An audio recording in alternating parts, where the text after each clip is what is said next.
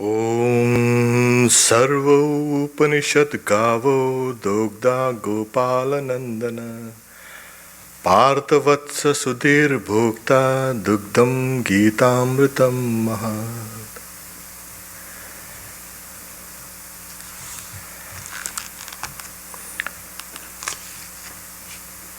The Bhagavad Gita, we're in the second chapter,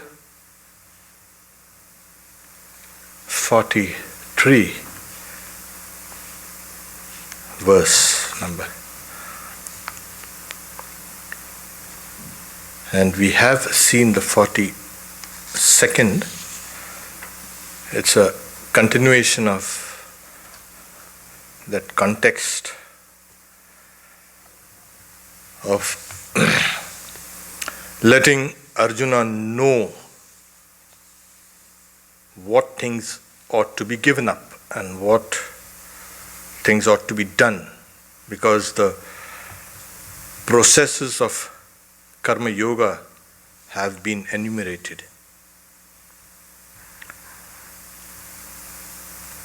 Yamimam pushpitam vacham pravadanti vipaschitaha vedavadharata partha nanyadastiti vadinaha. This was the 42nd slok, verse, which we had seen. And the next is a continuation of this verse. Kamatmana svarga para janma karma phala pradam kriya vishesha bahulam bhogaishwarya gatim prati. The translation of the verses are: O Arjuna, O son of Pritha, those undiscerning people who utter this flowery talk, which promises birth as a result of rights and duties, and is full of various special rights meant for the attainment of enjoyment and affluence, they remain engrossed in the utterances of the Vedas and declare that nothing else exists. Their minds are full of desires and they have heaven as the goal. Before we can understand the implications of this verse, we must understand the philosophy called philosophy of rituals, which is based on the earlier sections of the Vedas. Well, the philosopher is Jaimini, who was one of the disciples of Vyasa, who kind of edited the Vedic literature. He, as the first aphorism in the ritual section is Atato Dharma Jijnasa. Now is commenced the dissertation or the inquiry into what is dharma. That's actually karma. The earlier sections of the Vedas, they were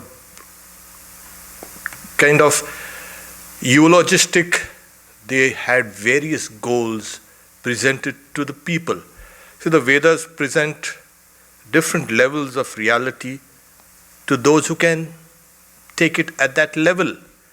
Everyone is evolving spiritually, and everyone has to have a particular set of goals to live by. There is one difference in this Mimamsa. It's called a critical inquiry or the search regarding the earlier portions of the Vedas. It's called the Karma Kanda. And the Upanishads and the later literature is called the Upanishads, that is the Jnana Kanda, the knowledge section. So the Vedas are divided into two main sections. The karma, the ritual section, and the knowledge section. So the earlier section is called Purva, earlier Mimamsa, inquiry. Well, they systematized first the various levels of reality for people who know rituals. They are active, they want to have goals. And then they gave a philosophical basis for this. The first thing that they did was they dispensed with the creator God. There is no God there. But there are multiple gods, smaller gods. Oh yes. We say, oh, Vedas, they talk about God. Yeah. We have some philosophies in India, like the Buddhist philosophy or the Jaina philosophy, or even the Sankhya philosophy. They don't have any God. The one personal God. We have hundreds and thousands of smaller gods. But in these ritualistic sections of the Vedas, even those gods are kind of a prop. What prop? Prop for these rituals, for the mantras. They say that these mantras itself are so powerful, they will give you the result of your actions. You don't need to pray specially. The one thing they admitted, yes, this world is real. It is constantly transforming, but it's real. And heaven is real. They also pointed out that one after death reaches those results which one has performed here. How come? What is the power that holds these rituals and these mantras that can confer that results after death? There is what you call Shakti, the potency. That itself is sufficient. You don't need anything. You perform the ritual perfectly and you will get the results. But the results will come not in this body, because this body is mortal, it's puny, it's subject to diseases and pain and pleasures and the lot. You mean you're going to stay along with this body? The results will have to come in a superior body. And for that, you do those rituals. They were highly ethical. They kept the Vedas as the final, you can say, evidence for everything. Everything. The words of the Vedas are final. Even if some god or sage says, I know, I said this, nothing doing. Vedas are final. So to enjoy a result like heaven, well, you don't enjoy it with this kind of body here. This body is meant for this world. If you have to go out there, you need a different body. And that's the process of purification. The ritual itself will purify you and you will go. So they believed in a result after death. They believed in multiple souls. Obviously, because one person will go to this heaven, another person will go to that heaven. There are various heavens. They never limited it to one.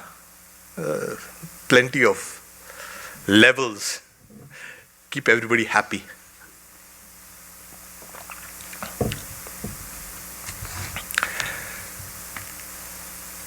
So we have a highly ethical and a moral life. Their enjoyment, the idea of enjoyment was not crude. It was very refined. You want to enjoy? Yeah. You go to heaven. You will really enjoy refined enjoyments. Now this idea, this concept of heaven is found in all religions. as a reward of your good deeds. You do something good, you go to heaven.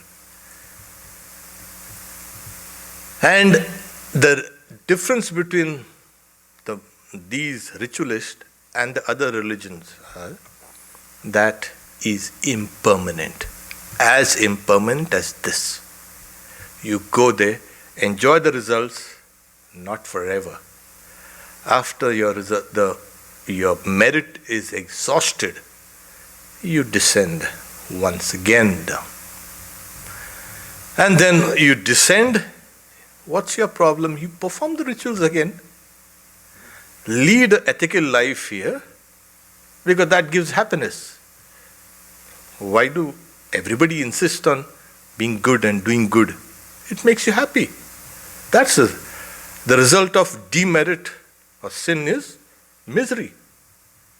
So lead an ethical life, perform these sacrifices, go out there. But under the influence of the other philosophers, yes, they say towards the end, they said, yes, this going and coming and going and coming, one day you're going to get sick of the whole thing.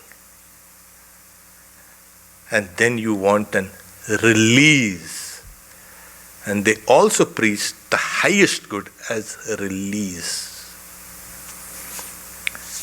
So here, in this, you see what happens? It's like advertising. This product is good. It's actually hopeless. But the advertisement is so beautiful. And they'll keep a few faces. Because the brain is, oriented towards recognizing faces and expressions. It's an old habit. We need to see whether this person is the enemy or no, or whether that predator is going to gobble me up or no. I look at the eyes, I look at the face. The brain was oriented to study faces. So the advertisements, they keep a nice kind of face there and say, yeah, look at it. And then you look at the rest of the narration, whatever is given there. So the Lord says, the words that they use are flowery. Yam imam pushpitam vacham. The words, the speech is very flowery, beautiful. And always remember, if it is flowery, it's going to hide something behind. But we see that fragrance, we smell the fragrance, we see that beauty, and wow, that must be good. Yeah. And then later on, as the Sri Krishna will speak about this, what is first like nectar becomes poison at the end. Yattan agre vishameva pariname mritopamam. That which is the first like poison, and then it becomes nectar. That is real happiness, sattvic happiness. Yeah, like meditation and japa and taking God's name. Oh God, wake up in the morning and sit down and do. Why can't I just sleep it out? But you drag yourself out. You keep on doing this over and over again.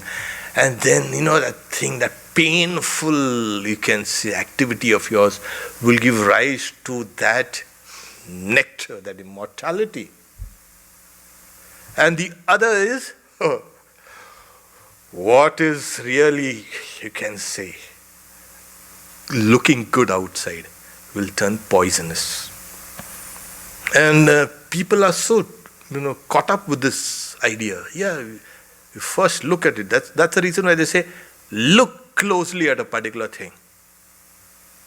And then you see the structure, the underlying structures of that particular thing appear to you. And you are not so easily deluded. And who says all these things, these flowery speeches? Avipaschita. That is the unintelligent, the undiscerning people, the foolish people. They know how to grab you. Well, this is And Vedavadarata Partha, what they are, you see, what happens is the Vedas are so sacred. They have been generations and generations devoted to its preservation. Every mantra is sacred. Yet, the Bhagavad Gita says you will have to transcend these Vedas. This is the only scripture in the world which says you have to transcend the Vedas. Tatra Veda, Aveda Bhavati. No scripture says you can transcend this book. In fact, all the truth of God is in this book. You mean God is infinite, and that infinite God is now bound within the covers of a book. So they said, transcended. So Vedavadara, that is these who are devoted just to the Vedas, constantly. And we have seen some people like this, my God, you can't argue with them. They'll bring in a load of arguments from the Vedas and you can't answer them because they're Vedic literature. They'll say, don't you have any veneration for this? But you can't explain to them the Vedas are a result of a long evolution of spiritual truths. From the lowest Swami Vivekananda, from the lowest fetishism to the highest absolutism, you will get every level of existence, every level of reality there in this Veda. So there are some people who go halfway. They stick to the ritual section and, that's okay. You go to heaven and you have to come back. So come back. What's the problem? Then go back again. There you go. And they say, Nanyadastitiva, that is, there exists nothing else other than this. They try to sell you this idea that this is what you are doing is perfect. There is nothing other than this. Stick to this. See, modern Vedas, they never really discarded the whole thing. The puja that we do every day is a kind of a evolution of those old rituals, but they have been modified. Now you can do those very rituals without the desire for heaven. So what happens? Well, you get purified with this. So this is the idea. Before the puja, before the worship, you need to have a kind of a sankalpa, a kind of a thought. For what are you doing this? You're saying, okay, this result will go for the whole world.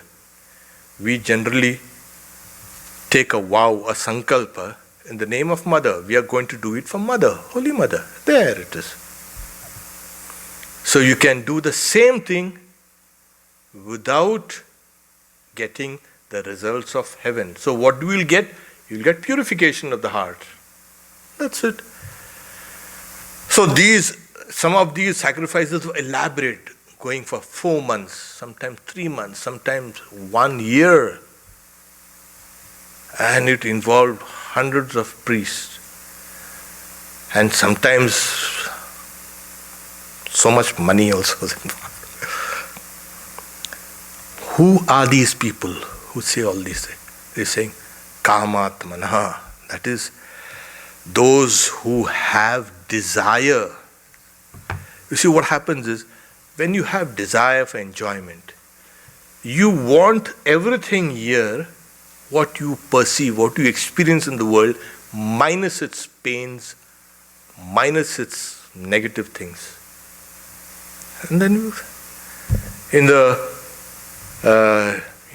heavens of these Norse heavens, we have Odin, the god, ruling over all these warriors, and they go out to hunt a wild boar, and they catch that boar, they bring it, and then they slaughter it and they eat it, and there's a big kind of party, and the next morning the boar takes a form again and it runs away, and then the soldiers again chase it. That's what they've been doing.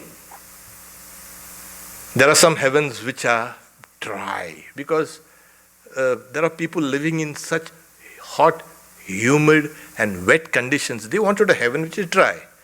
There are some who lived in desert regions. They wanted a heaven which is wet, with a lot of trees and flowers and plants. It is our desire that we are projecting, and we want a heaven like that. There you are. The heaven is just a projection of your desires. You want everything you have here, minus the bother of cooking, without the bother of eating, without the bother of bathing, without the bother of ill health. There you are. Where you meet some of your old friends and relatives, that's a good thing. It is nothing but a magnification of your desires here. So these are the people who are full of these desires. Yeah, we want this. Why can't they understand that this world is constantly transforming? Well, they want no transformations in a place. They'll have something kind of a permanent identity and a permanent sort of place. So it's a long, you can say, philosophy. It's very elaborate. So there was the Jaimini was the founder. You can say he harmonized those aphorisms. Then Shabara Swami came in, and then we had Kumari Labhatta, and then we have Prabhakara. They really develop. It's very difficult to counter them. It was only Shankaracharya who could break through and counter all their arguments. And was saying Swargapara, that is, yes, they have heaven as the highest goal. And tell me, which religion does not give you a heaven? Everything. He's saying, if you don't want heaven, you can go to hell. There you are. Oh, yeah, we want heaven, but we are not sure you might go to heaven. Wow, I did all these good things and I did bad things. Oh God. I pray to God, God, save me, save me. Why? I want little enjoyment in heaven. You don't do it for devotion to God? I want. So, ultimately, you have people just wanting to just go to a place where they are comfortable. There. A janma karma phala pradhan. The birth itself is a kind of the result of karma. And they say that if you perform all these rituals, you will get a birth. The result of this karma is a birth, beautiful birth. You can be born in a penthouse also, instead of living in India on the streets. We have homeless people. Yeah, so we have plenty. Now, who wants that? He is blind and deaf and dumb. What's that? Yeah, the guy had done all this kind of karma. He now is suffering for it. Yeah. So, how do you counter this? You perform the rituals correctly. Perfectly. And that gives you a good birth. And it's a Kriya Vishesha Baulam, and it is full of the many, you can say, diverse forms of ritual. You want to worship this God, you have this ritual. You have to worship this God, you have this ritual. You have to worship this God, you have this ritual. Different mantras, different. The paraphernalia of religion really comes out into play. And they are so detailed about this, you won't believe it. This has to be, this clarified butter or ghee has to be offered on the right side of the fire, not on the left side. Left side, you will have a different result. So they went into the details of things. How to crush the rice, how to mix it with the milk, and all these things. And what was it? Enjoyment and power. They want enjoyment and power. People say, "Oh Swami, how do we attain peace?" So sometimes I joke, do you want peace or do you want power? Yes, now is generally power is, I think, better than peace. So if you are powerful, we can be peaceful. No, power corrupts. Absolute power corrupts absolutely. That's what Lord Acton says, and that's what is the reality. Every form of corruption that you have is a result of power misused. These are the people who want enjoyment and power. So, and how many people would like to give it all away? I don't want power, I don't want enjoyment, I don't want heaven, I don't want anything, I want God. You'll get very few of them. They're saying, yeah, we'll let it wait for a while, that God business, we can have a little time out here. But when this time comes, when the crunch comes, now what? Then they weep. Who's going to save me? Who's going to save me? So this is what Sri Krishna is telling Arjuna, that these are the ideals laid out in the previous section of the Vedas, which people advertise, glorify, and engage you. Have this. Right? It reminds me of how when the young boy Nachiketa, he goes to the king of death, or the god of death, to find out the secret of death. What is death? And God, the god of death, he lays out a vast array of desirable things. I'll make you long-lived. You can see your children and grandchildren. I'll give you gold, I'll give you wealth, I'll make you a king of this earth. I'll give you horses and elephants and chariots and these heavenly damsels. Take it. Why are you crazy asking what remains after death? You're too young for this, all these things. Even the gods were confused. What is death and what remains after death? So, take all these things and be quiet. Don't ask such inconvenient questions. And the boy says, no. They wear away their senses, and even the longest life is very short.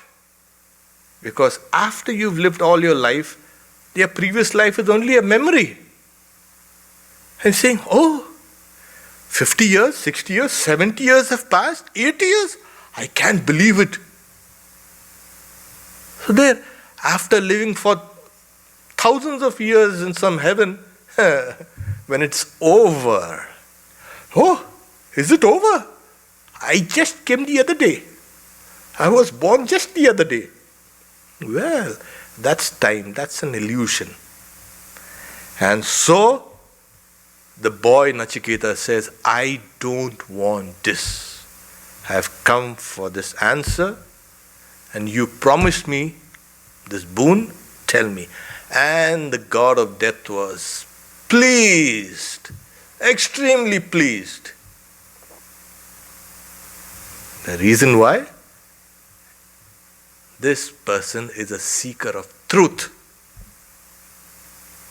There it is. He did in the second boon, this is the third boon, the second boon, how do you go to heaven? There are some people who like to go to heaven, so he kind of gave the science of it. But then, for that boy itself, he wasn't saying, I'm not going to go here and there and all. I'm going to go straight to immortality. The next 44th verse is Bhogaishvarya prasaktanam taya prarita chetasam vyavasayatmika buddhi samadau na vidhiyate. One-pointed conviction, vyavasayatmika buddhi, does not become established in the minds, samadau na vidhiyate, of those who delight in enjoyment and affluence and whose intellects are carried away by that speech. Taya aparahita chetasa. The chetas, the mind is being dragged, pulled out. So here we have one-pointed conviction about the reality does not become established in the minds. Why? Because they delight in enjoyment and affluence. So their intellect is carried away by this kind of sweet, flowery speech which everybody utters. Come, my denomination gives you a better heaven. Your denomination gives you a slightly lesser. Don't go there. Come to my church. Why? My heaven is better. Oh, well.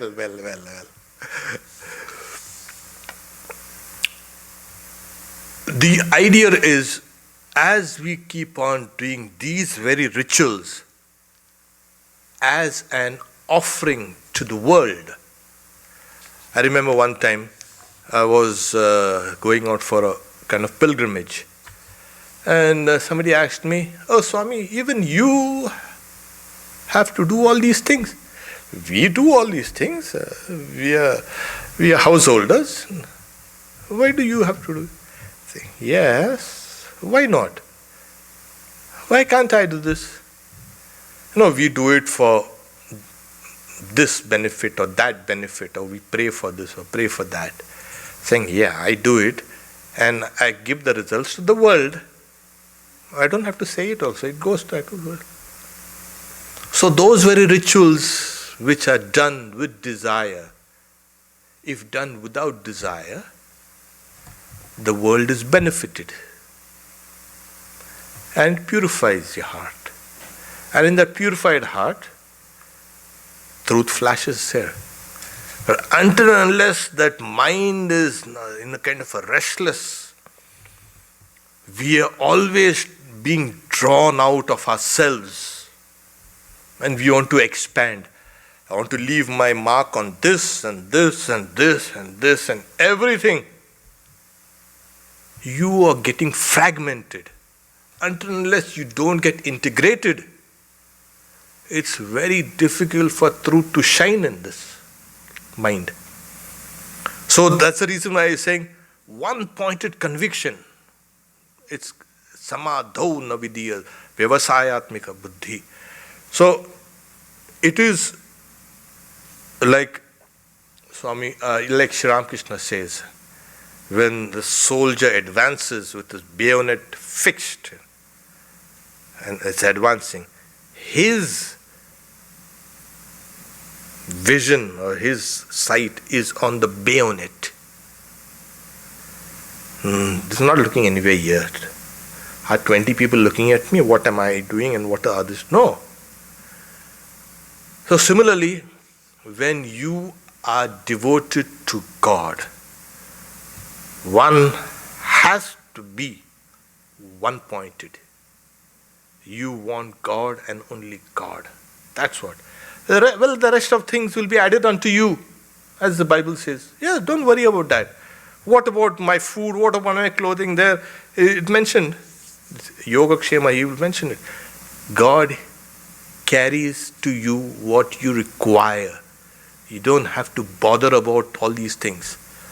When one is born, that is when one is joined with this body, the body has its age, its species, and its experiences cut out. If nature has given you the body, the nature will supply you with food so that you can live till your, maybe nature wants to give you 100-year lifespan. She will see that she supplies you with all the necessities, food and clothing and shelter and everything, because the whole thing will become a messy thing. If a person is supposed to live for 100 years and dies of hunger after 5 years, 10 years, what's that? You come with your karma, nature contributes to this. So your experiences and everything that you need will be provided, is being provided. What we need to do is fix our mind on God. That's the only thing. Nature takes care of everything. Like, there are many passages also in the Bible that you see, he notes even the sparrows fall. Oh. And Solomon with all his finery, you can see, you cannot compare with the lilies of the field. There you are. How beautiful God has made this universe. How He's taking care of everything. And doesn't He know that He has to give you this? Why not?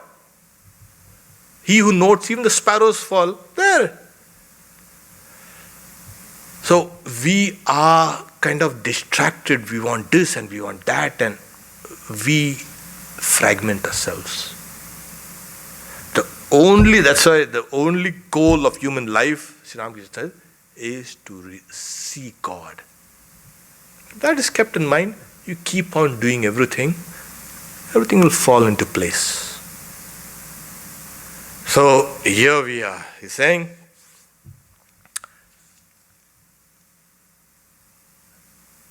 see, what happens is the mind has various layers, and each layer is a kind of a different set of values and different set of, ideas. Every layer, we have got multiple layers. And once spiritual truth dawns, that has to be fixed in the mind through repetitive, or practice and practice and practice. Somebody had come once and saying, can you tell me in one word how to realize God? I like to say, practice. There, one word. Hey. So it's practice. We have to undo certain things we have done. No one's going to help you there. God, of course, is there. We just keep on. Once you decide, these were mistakes, I need to correct them. There you are. As long as I can keep my eyes on the road, I'm always there on the road. If I'm distracted, I'll take my car out in the ditch. That's the reason why there is in the mind, Sri Ramakrishna gives a parable of two friends. They are going saying one person, one of them, he sees a kind of a Bhagavatam recital going on. He's saying, come, let's go for the recital. His friend said, you go. I'm not interested. Let's go. They were supposed to go to a brothel. And that person, one of them goes to the brothel. The guy who's listening to the Pandit with the Bhagavatam recital, he's saying, the yakety yak, this old Pandit is just shouting. My friend there is having a good time. And that friend there who's in the brothel, he's saying, what a stupid thing I did. My friend is listening to the words of God. Here we have. And when they died, the angel of death came and saying, he took that person who had visited the brothel to heaven.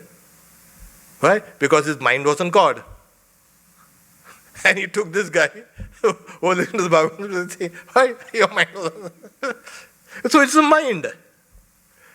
There's another story like this. There was one Swami, a holy man. He used to every day go to that house of that prostitute and curse her, warn her, saying, you are living a sinful life. You will go to hell. And that poor woman, she used to pray and pray, oh God, forgive me. This holy man comes and says, but I have got no recourse. What do I do? And she used to pray and pray and pray. And this Swami used to go and say, you are going to do hell. Every day you listen to this thing. And again, when they both died, that Swami was taken to hell. Hey, wait just a minute. It's a mistake. No, it's no mistake at all. Your mind was dwelling on sin. So you need to go here. And that woman's mind was dwelling on God. And here it is. It's the mind, finally, that liberates you. So whatever you do, if your mind is fixed in God, you are liberated. It's just a question of a time when the body will fall off. It's going to fall off in a few years. Doesn't matter. What's that? Keep your mind fixed on God. This is the idea. So, these people who have their minds fixed in God, they don't go in for any other superfluous things. What happens is that idea of God becomes so deep rooted. The roots, we see the huge tree up. There's an equally huge, you can say, branching existence of the tree below ground. We don't see that. So these thoughts of God which are in the conscious mind, they sink down deeper and deeper and deeper, and they integrate you. They hold, like you have the branches hold as clay together, ground together. So similarly, the thoughts of God will hold everything together. It will never let you go. Never. Sri Ramakrishna gives the example of an expert dancer will never take a false step. Or an expert musician will never play a wrong note. So keep on, and then it sinks inside. There you are. You are now established in that God. So this is the idea. Otherwise, what happens? Our intellect will be carried away by that spirit. So whenever you have these different ideals placed before you, what do you want? Well, I want the highest. Well, take the highest. Yeah. Why are you satisfied with the small things? Don't go for small things. You need, because what happens, there's a cry within your heart to attain that which is eternal. Never get deflected from that path. And once you've set your mind to it, start sinking down those roots, the thoughts of God, and goes down deeper and deeper and deeper, and you will attain that immortality. The 45th verse is Traigunya Vishaya Veda Nistraigunya Bhavarjuna Nirdvandvo Nitya Sattvasto Niryogakshema Atmavan. This is the spiritual attitude one has to hold on to when one sinks the roots below. What is that? O Arjuna, the Vedas have the three qualities as the object. What qualities? It is the qualities called sattva and rajas and tamas. They are the constituents of nature, prakriti. You become free from worldliness, free from the pairs of duality, ever poised in the quality of sattva, without desire for acquisition and protection, and be self-controlled. So, Yogakshema, Traigunya Vishaya Veda. The Vedas have as the object what? This whole world. So, is heaven included within nature? Yes. Swami Vivekananda says, stretch your ideas as far as you can, call them infinite or by any other name, yet they are within the realms of Maya. Is heaven also within this nature? Yes. Sri Krishna is telling Arjuna, you transcend the Vedas. You transcend nature, you transcend the Vedas. The Vedas have the limit. What? The whole of nature. And the whole of nature, we tend to sometimes think, oh, the nature is this world. No, there are many unseen levels. Many unseen levels. Many levels of existences. Above and below. So, yes, why do you want existence to be just on one plane? Why can't we make it multiple planes? Yeah, this is what. And the Vedas have been speaking about these multiple planes here, up and down, and don't go down, go up. So, here we have. So, till you transcend nature, till you transcend the Vedas, till you transcend heaven, that is what is actual freedom. And where is that? Do you have to go up in a kind of a rocket up? No, you don't need to go to use a rocket. You just spending rocket fuel and heating the atmosphere. Well, you just need to go inside, where all the planes of existence intersect, and you can transcend the Vedas. You can transcend nature. That is that immortal dimension within each and every one. Tatra Veda Aveda Bhavati. There the Vedas become non-Vedas. Tatra Mata Amata. There the mother is no mother. There the gods are no gods. Everything else has. There is only that infinite Sat and Chit and Ananda. So he's saying, Nistrai Gunyo Bhavarjana. You remember when we were ordained as monks, long time ago. Then, as usually asked the Guru, so how do we conduct our lives? So he was in a very high state. He says, Nistraigunya pati vicharantam ko vidi ko nished. That is, one who walks the path beyond the three gunas. What prohibitions and what other rules are there for him? Yeah, all the rules, all the regulations, all the ethics, all these things are within the realm of nature. All the laws are within nature. One who has transcended the Vedas, the nature, a person is free. What rules and what regulations do you want?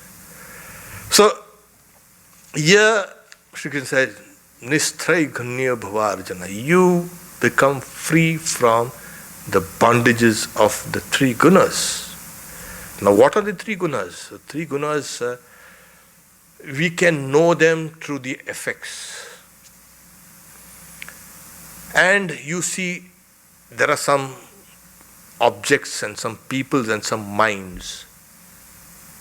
We have qualities. There are some people who are peaceful, who are loving, who are kind, who are compassionate, who are full of love and knowledge. You find them kind of a distinct class. They're called as sattva people, sattvic people. And there are some people who are running. They've just got nothing but acquisition, passion and acquisition and power and glory and this and that. They are the rajagunas. And they are the ones who are indolent. Oh, it doesn't matter. What's the use of running about? Everything ends in death. Let's sleep it out. Yeah, okay, yeah. So every object is dependent on every other thing. There is nothing independent about objects. Everything is codependent. Well, according to the Sankhya philosophy, Prakriti or nature is one. She is independent. She gives birth to the whole universe. And these three qualities of nature, there is considered like sattva is white, rajas is red, and tamas is black in color. Ajam ekam lohitam shukla krishtam bhavvi praja janayan sarupam. So there is one unborn, gives birth to things which are akin to that unborn. The colors, of course. And then there's a combination and permutations, and the whole thing becomes this nature. So we have to transcend the qualities, because even our minds and even our intellects and even our egos are made of the same material. Sometimes you feel, so elevated. That's a sattva guna. And other times you feel so distressed. That's tamaguna. And sometimes you say, I would like to have this and that, and that's rajaguna. So we are all buffeted by these three qualities. It's also, there's another meaning for gunas, is the three ropes. Nature ties you with these three ropes. So here he's saying, nirdvandva. How do you start with this? Become free from dualities. Have that kind of stamina, have that kind of fortitude. If it's hot, don't scream and shout. Quietly bear it. And if it's cold, it's cold and shouting and quiet. You'll be free from the effects of these joy and sorrow and love and hate and heat and cold and the works. Be poised, is saying. The saying, ever poised in the quality of sattva without desire for acquisition and protection. And self-control, Atmavan. Be self-possessed. You are the Atman.